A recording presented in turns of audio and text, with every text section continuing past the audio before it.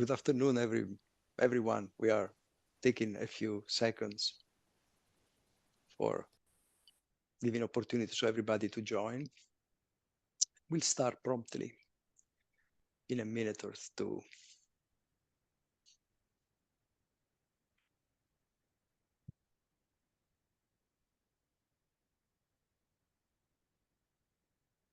Okay. I see that everybody's in. Yeah. Okay.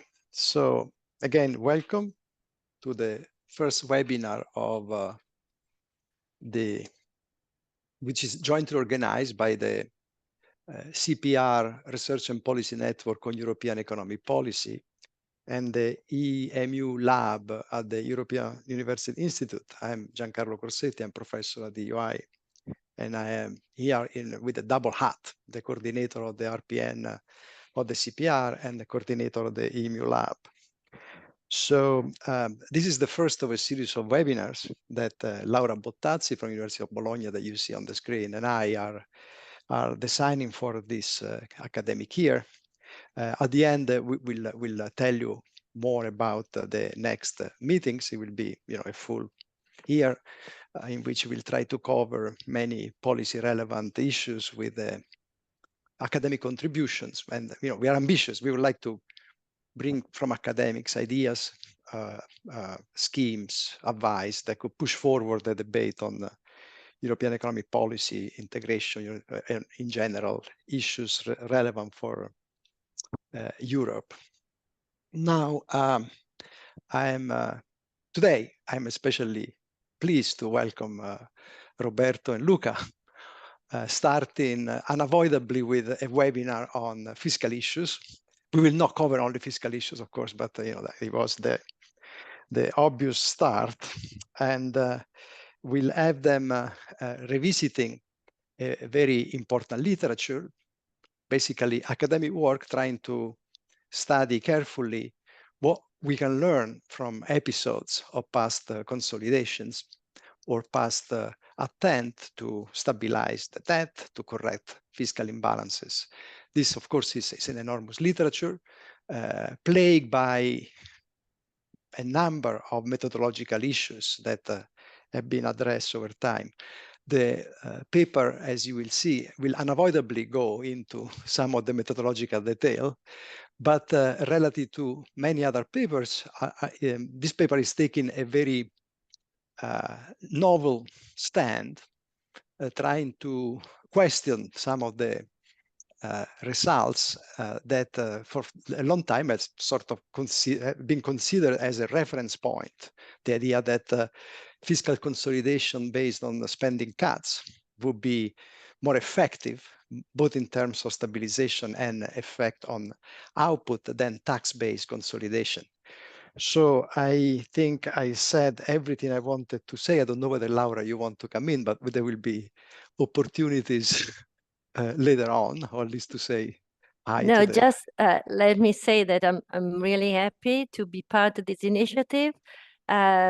I will help Giancarlo. Hopefully, I hope most. I will not be the only one to help Giancarlo, but hopefully I hope to be for part of the initiative for most of the seminars.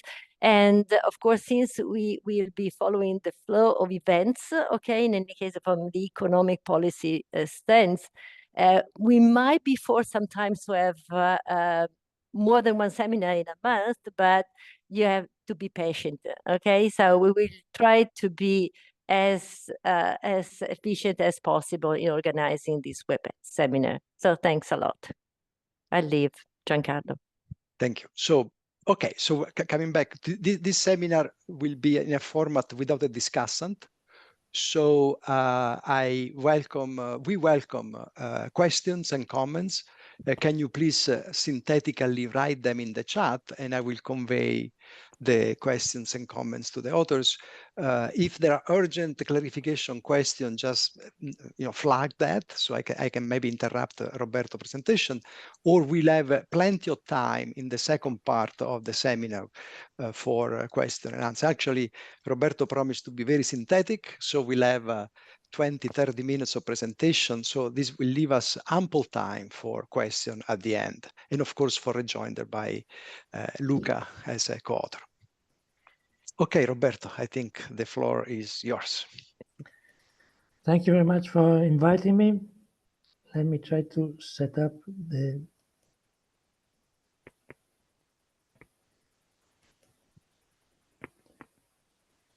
slides. Okay. Can you see the slides full screen?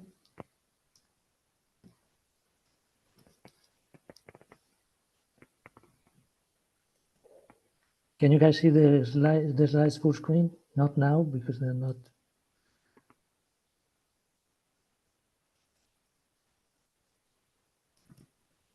Can you see them? I don't see you guys, so can you say yes? Yes. Okay, yes. good. Okay, so again, thank you very much. So this is a paper that Luca, Sala, and I wrote recently, and we contrast the announcements versus the reality of fiscal consolidations.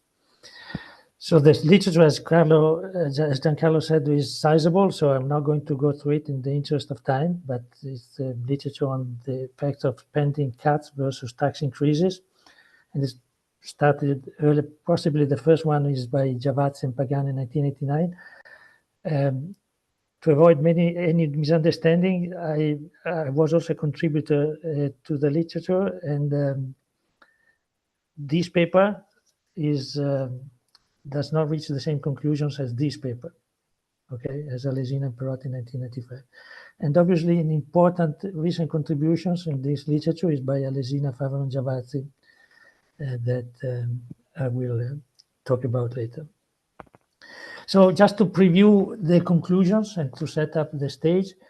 So we agreed with most of the literature that consolidations based mostly on announced spending cuts, which we are called e-consolidations, show virtually no change in GDP, so they don't have a bad, in quotes, effect on GDP. But we argue that these same consolidations actually show no change in actual government spending and revenue. So there is no evidence that what is labeled as e-consolidations based on announced spending cuts are actually implemented by reducing actually government spending. So we also agree that consolidations based mostly on announced tax increases show large declines in GDP, but we argue that they display more small changes in actual taxes and large declines in government spending. So what is essentially what is labeled as deconsolidations, which are considered as mostly bad for GDP, are actually based not so much on increasing in taxes, but on declines in government spending, actual government spending, as opposed to announced government spending. So in a sense, this is the opposite message to that of most of the literature on the composition of fiscal consolidations. So we take the data on narrative fiscal policy, which was started by De Vries et al. At the IMF, and this data set was updated by Alesina, Favaro, Giavazzi, updated and extended by Alesina, Favaro, and Giavazzi along several dimensions. So things can get complicated, but let me start with a very simple setup. So take the surprise change in the current surplus, in this year, current surplus. Then we'll complicate things, but let's start with the very simple surprise change, just one variable, the surprise change in the current surplus, narrative change. So based on this data, we can actually, Alesina, Favaro, Giavazzi construct two dummy variables, one that captures tax-based consolidations, where tax-based means based on announced tax increases. And then the expenditure-based consolidation, the dummy variable for expenditure-based consolidations, is based on announced spending cuts, okay? So we take it straight from Alesina, Favaro, Giavazzi. And then we run this regression, which is essentially, you can interpret that as a truncated moving average representation. And if you look at it, it's essentially the very first regression that Romer and Romer ran. when they looked at effect of taxes. And so just to interpret this, in blue, you will have the expenditure-based consolidations. Again, let me emphasize that expenditure-based means that it's based on announced tax cuts. So we regress the lag 0 to 4 of the narrative surplus shock interacted with the expenditure-based dummy variable. And here you have the constants, and it's important that we have both regime-specific and lag-specific intercept. If we have time, we'll talk about that. But we are in a sample with 14 different countries. So we need regime lag-specific intercepts on top of country damage, of course. And the same is true for tax-based consolidations in red. We essentially run the Romer model, again with country-specific, with regime-specific and lag-specific intercepts. And we estimate the impulse responses of actual government spending and revenues in addition to the impulse response of GDP. So Roberto, sorry that I stop you for a second, but since it's impossible to see completely your slide, can you please click hide on the screen where you see the blue stop sharing hide? Okay, because people, because Steven Cecchetti, thanks. Okay. Thanks so much. So delta Z is the log of GDP, which is what everybody does. On top of that, we estimate the log of the effect on the log of government spending, real capital terms, per capita terms, and the log of taxation, obviously cyclical adjusted taxation. So here is the results. The first one is the cumulative effects on GDP. So this is in line with the literature. The tax-based consolidations are associated with a decline by about 2 percentage points of GDP. Expenditure-based consolidations are associated with virtually no change in GDP.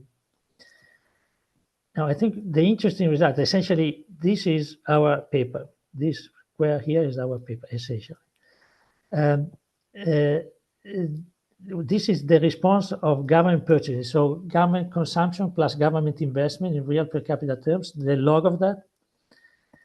And this is converted into GDP share by multiplying the log response by the average share of government spending in GDP. And so this display a large decline, almost 1% after 4 years, 1% of point of GDP after 1 year. And while taxes essentially don't change, while in tax-based consolidations, the government spending doesn't change. So this is already, in a sense, a bit of the opposite of what the literature, the interpretation of the literature has been, because these are what are ostensibly tax-based consolidations. These are labeled tax-based consolidations because are based on announcement of large tax cuts and not tax increases without large spending cuts. And yet they display large declines in government spending, in tax-based consolidations, and no change in spending-based consolidations. These are revenues, tax revenues, again expressed as shares of GDP. These are not cyclical adjusted, so they largely mimic the impulse response of GDP. While if you cyclically adjust them, you subtract from the log response of government revenues the log response of GDP times the average tax elasticity. They're essentially the same. So very small movements, but they're essentially the same in tax-based and expenditure-based consolidations. Actually, if anything, they're bigger in expenditure-based than in the tax-based consolidations. These are the responses of different components of government spending. This is government consumption. It falls by about 4 percentage points.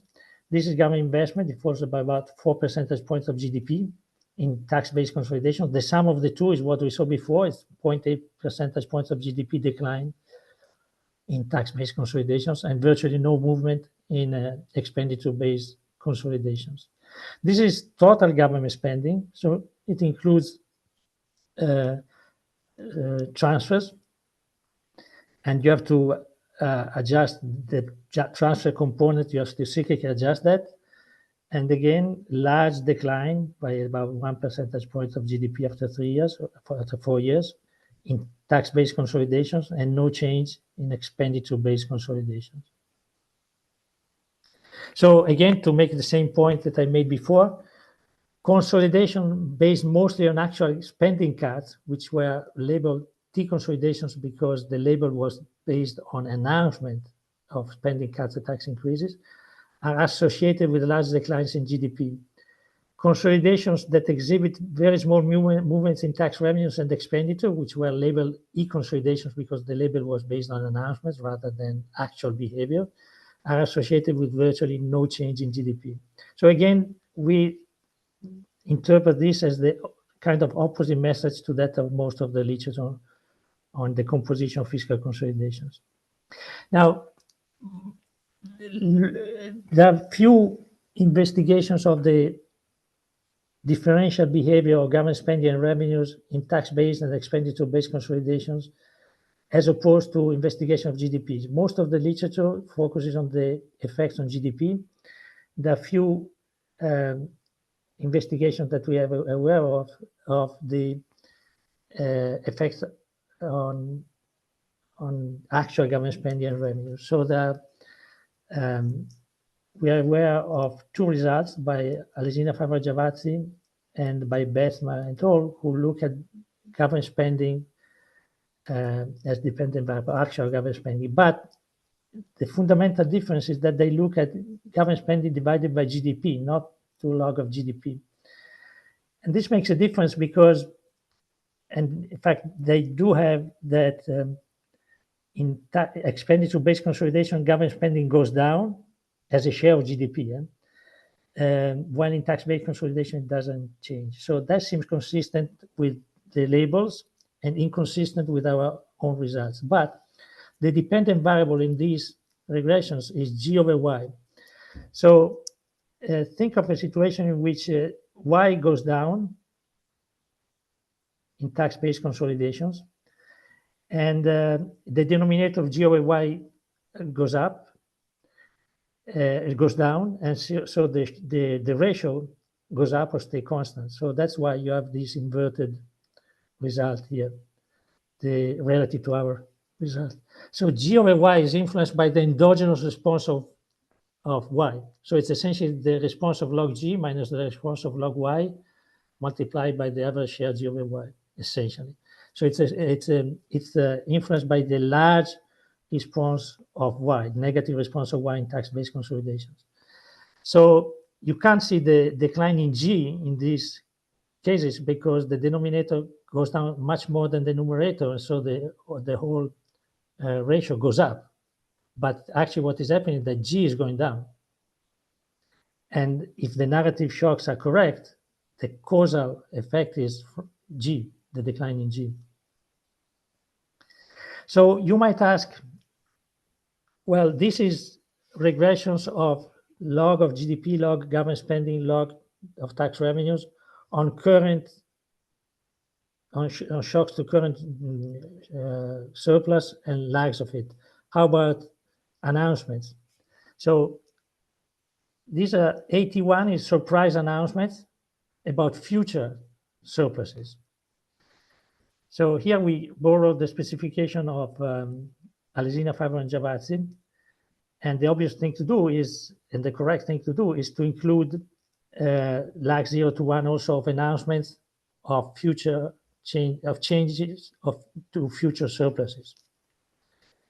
That's all we do here. We just add to the previous specification lag 0 to 4 of announcements of impacting on future surpluses.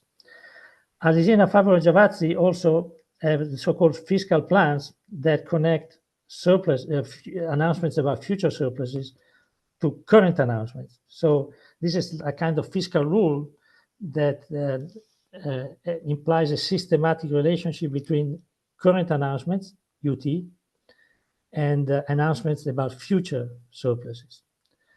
So if you put these two things together, you have numerically the same result as if you estimate the reduced form, essentially what you can interpret the reduced form, that we estimated before. So you don't need, assuming that the fiscal rules are there, you don't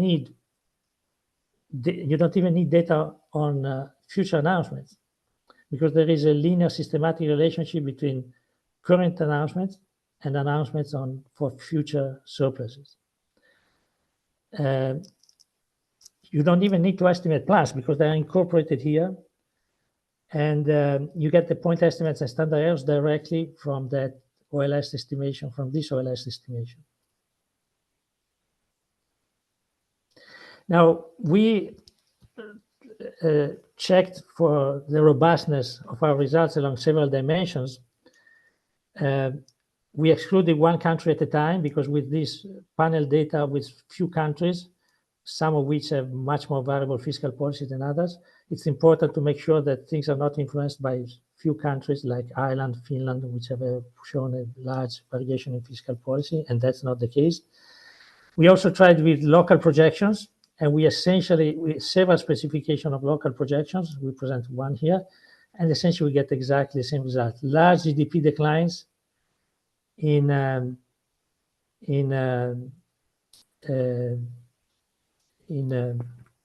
tax-based consolidations, those that are labeled tax-based consolidations, and no change in expenditure-based consolidations. Large declines in government spending in what is labeled tax-based consolidations, and no change in what is labeled spending-based consolidations, and small changes in cyclic-adjusted revenues, and statistically indistinguishable from each other. So the same result that we got from the very simple truncated moving average estimates. Now, so since I have a few minutes left, let me mention two possible problems that you have to, and two possible biases that you have to be careful about. So these are censored data, inherently censored data, because the data that the IMF published and that were updated later by Alesina Favre-Giavazzi are only capture positive shocks to the surplus. So these are censored data. Like all censored data, you have to be careful that that can create a bias in the estimates. Plus, you have to be careful because you have different regimes, so they might have different intercepts. So you have to be careful about the common intercept bias, generating a common intercept bias. If you don't distinguish between these two regimes, you don't allow different constant for these two regimes. Plus, these regimes are time varying, so you have to allow for different constant for the two regimes at each lag. So you have to allow for regime varying and time varying, lag varying constant. So here is an example of the censoring bias. Suppose that your variables are your data points are the squares. So that includes also some negative numbers. But these negative numbers are recorded as zeros in the data set.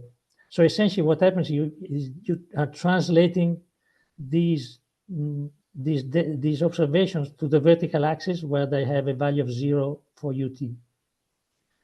But you're using them. So essentially you can see that that tends to increase the negative effect, the estimated negative effect of U on Z. The slope is the effect, the slope is the coefficient of a regression of dz on U. So if you use this censored data, you create a bigger negative response, say, of GDP than is there in the data. So the obvious solution to this problem is exclude the censored data. So you exclude the crosses, because the censored data become crosses, right? So you exclude the crosses. And so you still estimate this solid line. The problem is that with the lags in a BR, you can't exclude all the sensor data, because then you would end up excluding virtually all the lags. So in our estimation, we exclude as many sensor data as possible without affecting our ability to estimate for lags. The common intercept bias is here. So this is the blue data points are the expenditure-based consolidations, and the red squares are the tax-based consolidations. And you see that they have different slopes, the negative slope for tax-based consolidations, and a positive slope for negative slope for tax-based consolidation, a positive slope for expenditure-based consolidation. So strictly speaking, this figure, you would have an expansion in fiscal consolidation if you cut spending. If you don't allow for for two different intercepts, you force the data to converge here, right? So you would be estimating these broken lines instead of the solid lines, and you can see that these overestimate the negative response to tax shocks, and the positive to tax-based consolidations, and the positive response to expenditure-based consolidation. So it's important to allow for different intercepts for the two regimes, but also in a dynamic context, you also have to allow for different intercepts for the regimes for each different lag. So here you can have many configurations, so the bias can go in many directions depending on the configuration of the data. But this is essentially what we say in the paper. So let me unshare the screen. Where is it? Have I unshared it already? Is it, what do you guys see? Yes, yeah, we get. So thank you for listening to me, and I'm open to comments. Before we start the questions, Luca, would you like to add anything to the presentation as a co-author, or is there anything urgent? No, I think Roberto did a good job. So actually, I miss a question that came early on about 2 points of definition that Carlo Favero is asking. So can you explain how the UT is actually defined? Meaning, is the adjustment divided by the GDP in the year before consolidation, or it follows the Alesina Favero Giavazzi as in the Alesina Favero Giavazzi, or is it a different definition? So are you asking me, or are you asking? Yeah, I'm asking one of you. It's actually taken straight from the data set, from the Alesina Favero Giavazzi data set. So the data are exactly the same data. Okay. So I again invite everybody to ask questions or offer comments. I will start the discussion. I would, there are many methodological issues and many policy issues. Let's start with the methodological issues. One question that I always had in this literature is that to identify exogenous consolidation is a little bit more complicated than usually one may expect, because by exogeneity, usually we think of consolidation that are not motivated by the need to cool down excess demand or sustain insufficient demand. So a counter-cyclical consolidation would not qualify. Anything else would qualify. The problem is that many consolidations happen in crisis moments.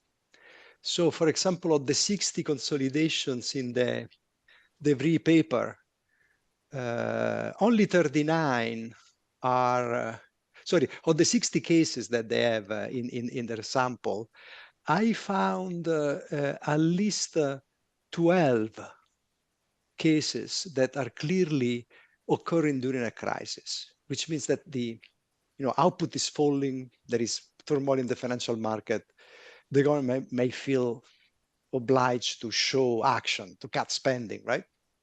So this is raises issue in what we mean by exogeneity. Also raises issue in the transmission of these measures at time of crisis. Look, there's a state contingent aspect there.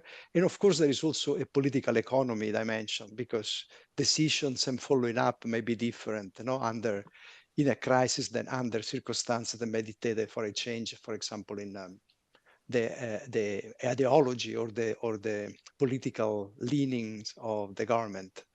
Do you think do you find this an issue? How would you, or is there a way to clean up the data that could help addressing this issue? Luca, do you want to? No, go ahead, Roberto. It's okay. I agree with you, Giancarlo. So I should have said that we take only the sample of exogenous consolidations. So those that supposedly are not a response to contemporaneous changes in GDP, but are taken for reasons that are different from countercyclical reasons. And in doing this, we take exactly the same data as De Vries and Alesina Favaro-Giavazzi. So we don't question their categorization into exogenous and endogenous fiscal consolidations. But I agree that it's a challenge, because it's I think virtually for any movements in fiscal policy, it would be very tough to see a motivation that is different from saying we want to increase the growth rate of the economy, whether in the short or the long run. But so it's very tough to disentangle endogenous from exogenous fiscal consolidation. Very tough, and it's all subjective. So that's why we took it from our other sources and didn't even touch that, didn't even question. The purpose of the paper was to show that given this data, whether you agree or not with the exogenous, endogenous categorization, the results are, in our view, inconsistent with the message that other researchers, other papers have found based on these papers. And then we can talk about these papers. But I think any distinction between exogenous and endogenous is bound to be controversial, because it's inherently subjective and difficult to establish. Thank you. Luca, you would like to add something? I keep asking you to intervene. Feel free, or Laura, just not to be in a monotonous. Okay. So if I have something to say, I will speak. And another question, reading your paper, is that I actually think it's an important open issue in research to follow up, not to get consolidation multi-year in a proper way, distinguishing announcement may be relevant for expectation and then the realization. One question is that the implied multiplier that you have is actually pretty large. There is this tentative back on the envelope, I would say, right? Like taking the ratio of the change in spending and the output is on the more or less 2.5, right? On the order of more than 2. Would you trust that? How should I consider this? The standard errors on the multipliers are enormous, right? Enormous. So for the government spending multipliers, the multipliers are big, but we were actually surprised, I think, that they were not unreasonable. They are big, but not unreasonable. Borderline unreasonable, but not really unreasonable. The tax multipliers we didn't even show, because with taxes changing so little, they're essentially dividing the large decline in GDP by 0. But the standard errors on these things are big, because we're talking about annual data with 4 lags of the variables, with different regime, different regime-specific, lag-specific intercept. country dummies, year dummies. And these are panel data with like 20 years or 30 years of data per country. So I think given this constraint, I think we were surprised that we were getting still reasonable numbers. But the government spending multipliers are all derived from declines in government spending. Yeah? That's important. No, this is where the issue of crisis is important, because if you have this kind of contemporaneous fall, you know, I try with Gernot Müller to control with dummies, or Gernot Müller and co-authors have been trying. And there is no obvious way to do that, but in principle, it would be interesting to find a cleaner, maybe including less episodes, but that creates an issue of you know, data points, like of power. One question. So am I correct in saying that the paper is not in contrast with results in the literature? It goes a step further, right? In a way that you replicate.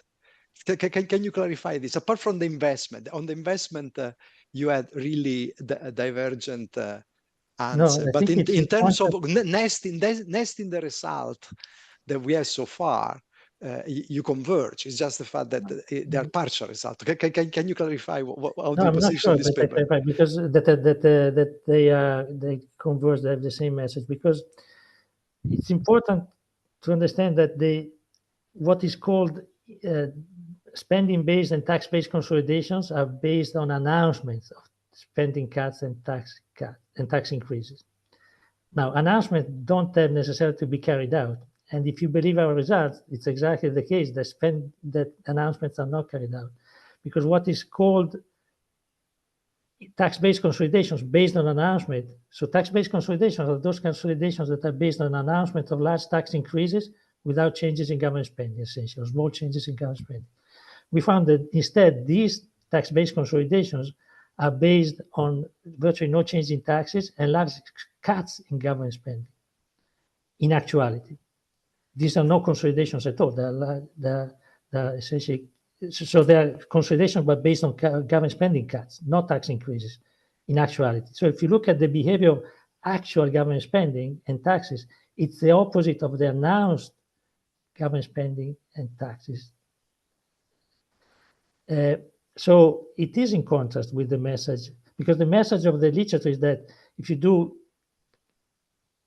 consolidation based on tax increases, GDP goes down. But it turns out that these consolidations are actually made by cutting spending. So it's the consolidation carried out by cutting spending that exhibit a large decline in GDP. So we do believe that it's exactly the opposite message to the literature. I have a question that actually goes into this answer pretty much directly. So the question is, we have questions, Giancarlo, by the way. You have to leave time for the other questions there. Is Carlo and another anonymous? Yeah, no, that's what I say. I was asking the question of the anonymous, which is it correct to assume that these announcements do not really make sense as econometric instruments for government spending and taxation? Is this like, you know, an important result to be brought to the attention of the literature? So again, Luca, when you want to answer, do you want to answer this? Oh, Roberto, go ahead. We said that today was your day. I think they certainly cast doubts about what these announcements mean. Because if you announce a large tax increase, and then what you do is you carry out a large spending cut, or the opposite, then it calls into question how reliable these announcements are. And in general, I do believe that I've looked at some countries specifically. So the famous example of spending-based consolidation, there are two big examples, Ireland and Finland. Ireland in the 80s and Finland in the 90s. The biggest one was Finland. They announced a cut in spending, the new government in 1992 or 3, if I remember correctly, announced spending cuts by between 50 and 20% of GDP. So enormous spending cuts, never seen before, never seen after that. But if you actually look at the data, even the budget data, they actually, immediately after the budget, they issued, even in one single year, they issued 5 or 6 supplementary budgets in which essentially they undid the spending cut they had announced. So if you don't look at the supplementary budget, but you just look at the main budget, you record the announced spending cuts by 20 percentage points over 3 years, which is enormous. And of course, you don't see that in the data, of course, because you look at the OECD data on government spending, you never see 20% decline in over 3 years. And the reason is that they immediately after that, because of complaints by trade unions, businessmen, whoever, they undid all the spending cuts in 6 different supplementary budgets. But you have to look at the supplementary budget to see those. The same is true for Ireland. Ireland is a famous example of spending-based consolidation, the one considered in the Giavazzi-Pagano paper initially. But there is a quote by the finance minister that said, people have this idea that Ireland in these years had blood in the street because of the spending cut. There was no spending cuts, no blood in the street. If you actually look at the spending cuts, they were minimal, were small. So I agree with you that it does does raise doubts about the reliability of many of these narrative data. Whether econometrically they're still good instruments or not, I don't know. It's hard to say. They might still be, according to some measure. But it's certainly the case that you have to be careful. So narrative data are extremely difficult to put together, extremely difficult, because spending and tax measures are taken in a lot of government budget, supplementary budgets, and even outside any budget. So it's very complicated. That doesn't mean that you should not try, and that doesn't mean that those who have tried have not done a very, very good job, because assembling data for 14 countries is it's admirable work, but and it's nobody's fault if governments do not implement what they say. It's actually understandable for political reasons, and but it's econometrically it's a problem. So, Roberto. Carlo, sorry, Carlo, tell me. Carlo, I think Carlo Favero wanted to intervene. I guess the fact that has been so. I think I should be able to give you the mic, and you are now indeed there. I don't know whether you're still there, Carlo. I'm here, but I'm not sure if you can hear me. We can hear you. Yes, we can. Okay. No, I have a few remarks.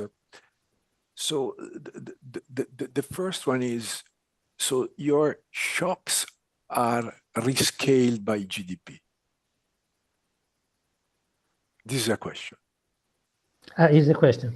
It's not. They're not rescaled by GDP. The log response is multiplied by multiplicative constant, which is the average share of GDP. I mean the use. The user, your use. That's right. So I know what I did, right? I rescaled them by GDP. Okay. So that was not a question. Okay. Well, I was asking if you're using the same, right? So you're using. And we are using the same data. Okay. So what's going to happen is the following, right? So why did we scale by GDP? Because we have 40 years of data, and if you look at adjustment over output, that is a measure which is comparable across the time series. Why is that? Because at the beginning of the sample, the level of real output is much lower than at the end of the sample. So a change in government expenditure at the beginning of the sample, it's not comparable with the change of government expenditure at the end of the sample, even if it is in real terms, because there was a trend in real GDP, and therefore, I mean, the cost imposed on the community of this adjustment, it's not the same. So to have a uniform measure, you need to rescale. But of course, you don't rescale the dependent variable, as you were saying, or you divide by the mean. But there is a problem that the mean of G of real G and of real taxation is not stationary. And these two variables have a trend. So rescaling by the mean of a trend, I mean, I have doubts, right? So I think that it might be that there is a problem with your specification, because I think that your specification would be all right if there would be no trend in the real GDP. But we know that real GDP has been trending upward. So that is my first concern. The other way of thinking about this, you're comparing an adjustment in the 80 and an adjustment in 2020. I think it makes sense to rescale by GDP to measure the intensity of the adjustment, exactly because of what I said, there has been a trend in GDP. And of course, it's right to say that GDP is endogenous. And that is the reason why, when we look at the response of G&T to the adjustment, we look at it in a VAR that includes also output. So this is the first point. The second point is about truncation. Look, truncation is there when you observe a zero and the variable is different from zero. Now, these are fiscal adjustment deficit driven, okay? So, and I claim they are all positive. You never have a fiscal expansion because the deficit is too low. You have a fiscal expansion for other reason, because output is too low, but that it would not be this variable we are looking at. And in fact, if you look at the Romer and Romer paper, they report, they construct the fiscal adjustment, and they have two motives, right? They have the deficit-driven fiscal adjustment, and then they have the so-called long-run-driven fiscal adjustment. One of them are all positive, the other are all negative, and they are not correlated among each other, which means that I believe that there is no truncation in the deficit-driven. And second, there are potential omitted variables, but these omitted variables are orthogonal, and so they don't affect the coefficient. And the proof of this is that when you look at the response of output, you do all your correction, and you get exactly the impulse response that we had. So if the truncation problem was relevant, or the different intercept problem was relevant, you couldn't obtain the same impulse responses. You would have obtained different impulse responses. I have many more things to say, but I stop here. So yeah, let me start from again, Luca, intervene if you want to add or make your points. But so let me start from the second point. So Carlo is referring to what I call what we call the censoring bias. So his point is that the data set is not censored, so it doesn't give rise to a bias.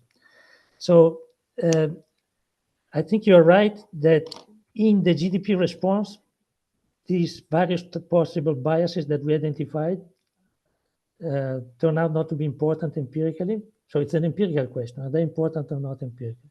In the GDP response, they turn out not to be important. We have shown that in some other, it's not important, not zero, but it doesn't change qualitatively the result. In other cases that we report in the paper, we actually show that they could be important. But again, that's not the main point of the paper. So our results do not depend on the bias, the correction of the bias, and so on. On the first question, which is more important, so I agree with you that rescaling the shocks by GDP is obviously the right thing to do, obviously. And in fact, we don't change, we take the data straight from you. We don't rescale the government spending variables and so on by the mean of GDP. We just rescale them by the average share of government spending in GDP to express them as shares of GDP after estimating the response of log of government spending. So another way to see this is we look at the response of the change in the log. So the percentage change in the log of GDP or actual government spending to a 1 percentage point change in the surplus exogenous as a share of GDP. So this is perfectly fine. This is, I think, what anybody would do, including you, when you look at the response of consumption investment, private consumption, private investment, you look at the response of log of consumption and log of investment, not the response of consumption divided by GDP, investment by GDP. Government spending is just the third component of GDP in a closed economy. Why should it behave differently? But more importantly, if you divide G by Y, the whole thing is dominated by the response of Y. You will never see how much government spending moved because it's dominated by the denominator.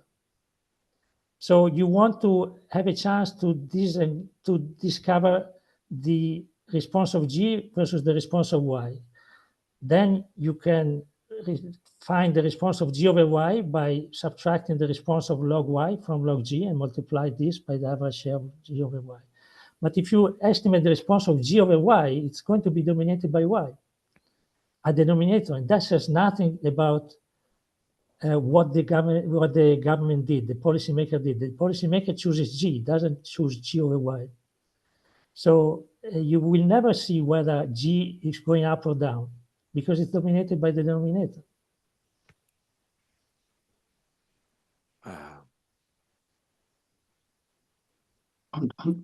So if I can add, on top of that, the effect of multiplying by the average of G over Y is simply a constant. So you can just eliminate the constant, but the negative result still appears.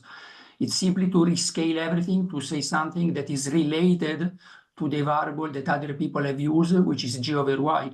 But the negative impact on G always appears. It doesn't change if you simply multiply by a constant.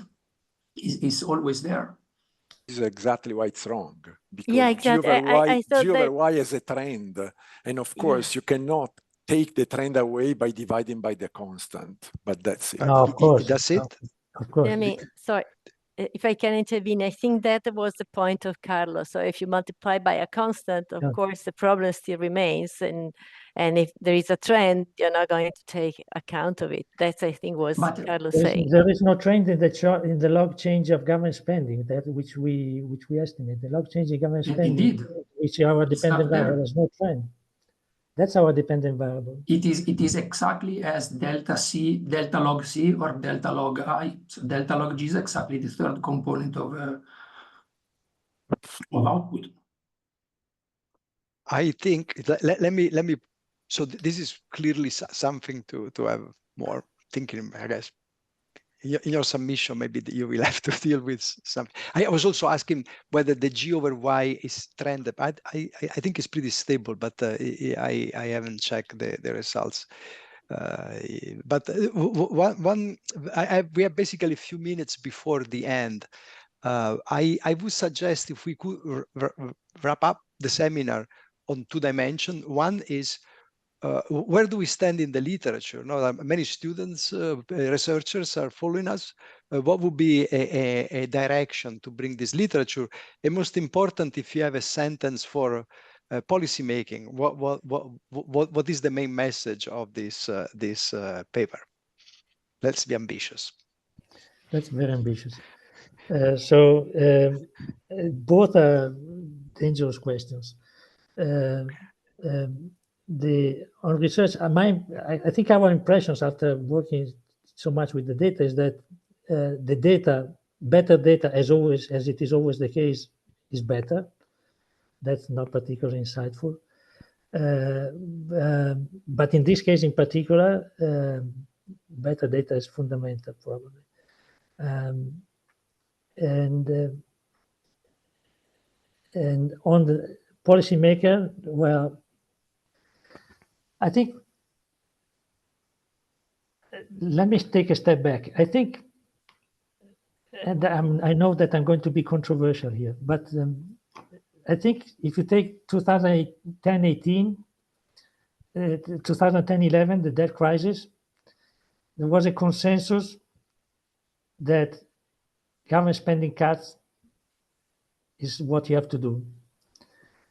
And which is fine. I mean, in some situations, you might have to cut government spending, like Greece. I don't think it had a choice. But saying that on top of having to cut government spending, telling the Greece people, look, you will thank us because you will be better off after cutting spending by 10% of GDP, that's another thing. You can say it's necessary, but I don't think we had enough empirical results, convincing, conclusive empirical results to say confidently, look, cut spending because nothing bad will happen to your GDP. And that was a mistake, I think. I agree that I'm partly responsible for that because my initial contributions said exactly that, and I know that they were taken seriously by several policymakers, and I think it was a mistake on my part. I think we didn't have enough results to say with confidence that to take such a big step with confidence. We're not talking about cutting government spending by 0.1, 0.2 percentage points of GDP. We're talking about cutting government spending by several percentage points of GDP. In some cases, it was maybe necessary. In some cases, it was probably not necessary. So I think the policy conclusion is that, well, before taking big steps and messing around with fiscal policy without having good conclusive result that you are confident of at 95% level, given that you're messing up with the life of a lot of people, millions of people, I think you should think twice.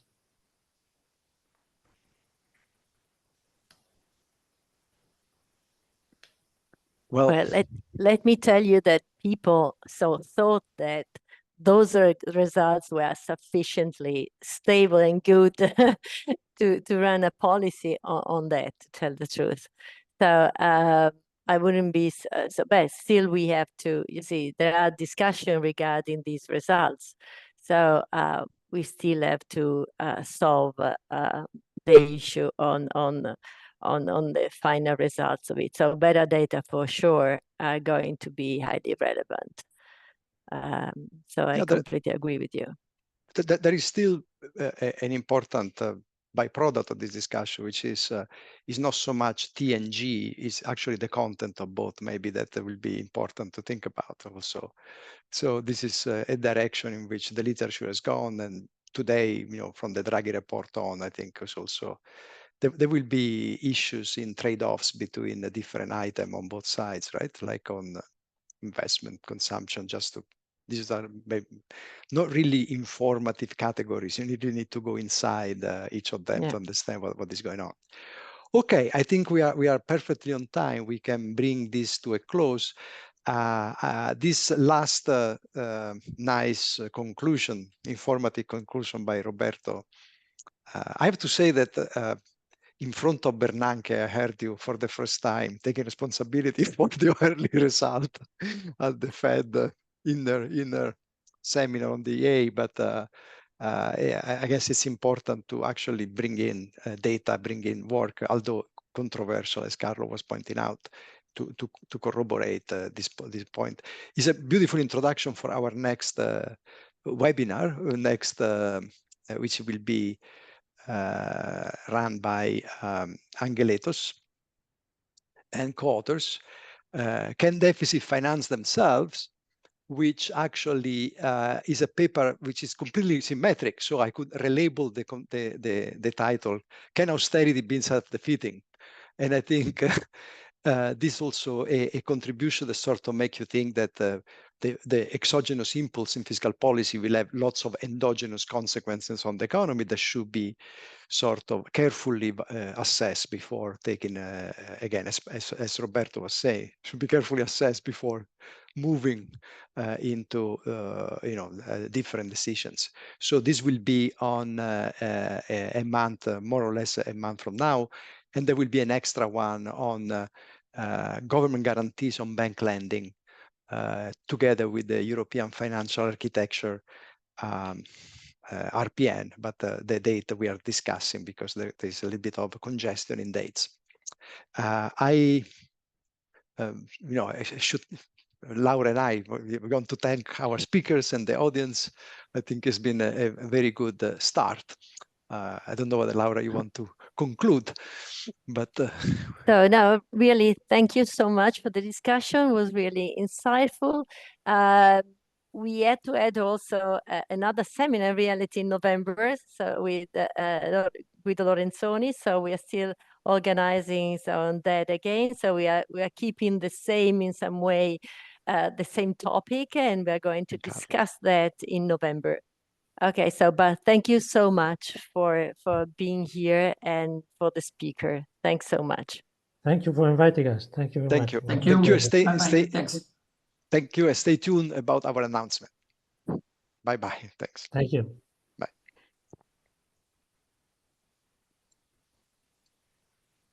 We are out, right? About? Like, not yet. So how do I get out of this? You just... you click issue the webinar. But where is it? On the right-hand side.